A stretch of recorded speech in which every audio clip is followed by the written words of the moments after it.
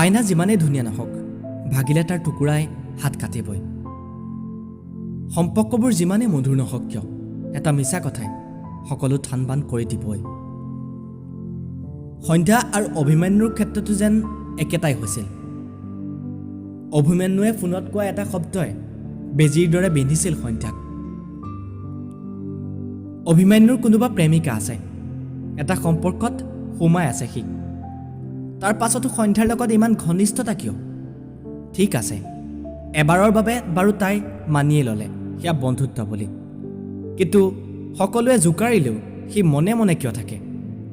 কিয় কোৱা নাছিল যে তাৰ জীৱনত ইতিমধ্যে কোনোবা আছে? কিয়? নে সিও আন বহুতৰ দৰে হস্তে প্ৰেমত বিশ্বাসী? এটাৰ পাছত এটাকৈ প্ৰশ্নই ঘেৰি ধৰিছিল সন্ধ্যাক। জঠৰ হৈ ৰৈ পৰিছিল সন্ধ্যা। সন্মুখত অভিমন্যু যেনে এক অসহ্য জড়তা।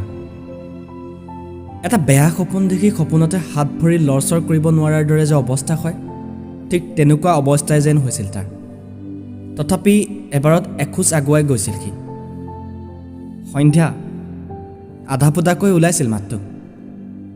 লগে লগে হাতটো দাঙি ৰখাই দিছিল সন্ধ্যাই।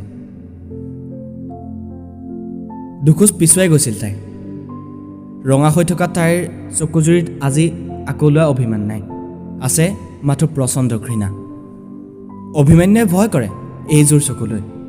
সি আকৌ এবাৰ এখোজ আগুৱাই গৈ কপা কপা মাত্ৰাই কৈছিল, এবাৰ মোৰ কথাখিনি শুনচোন। তাৰো চকুজুৰিৰ পৰা বৈ আহিছিল তপত অশ্ৰু, কাৰোবাক হেৰুৱাৰ ভয়ত। শুনিলোঁ, চব শুনিলোঁ। আগৰ দৰে হাতখন সন্মুখলৈ আনি সন্ধ্যাই ক'লে। লগে লগে পিছলৈ ঘূৰি দৌৰিছিল তাই। সন্মুখৰ গেটখন পাৰ হৈ সোৱণশিৰিৰ ফালে দৌৰিছিল।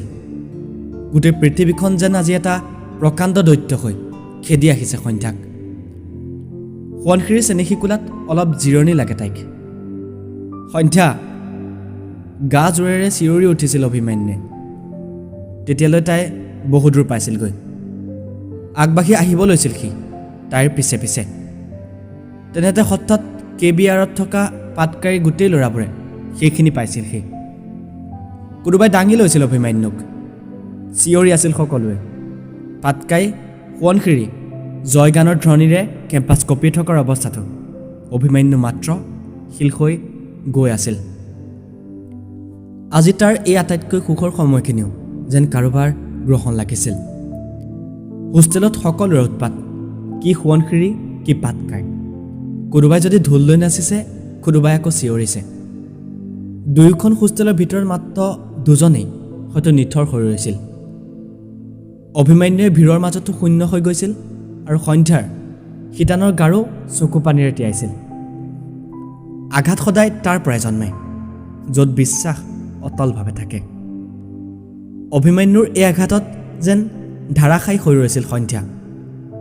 শীতানৰ গাৰুটো সাক্ষী হৈছিল চকুৰে বৈ অহা আৱেগবোৰৰ। অপ্ৰত্যাশিত যান্ত্ৰণাৰ বিষ সকলোতকৈ তীব্ৰতম। সন্ধ্যা যেন ভাগি পৰিছিল। এনেতে বিদিশা পালেহি।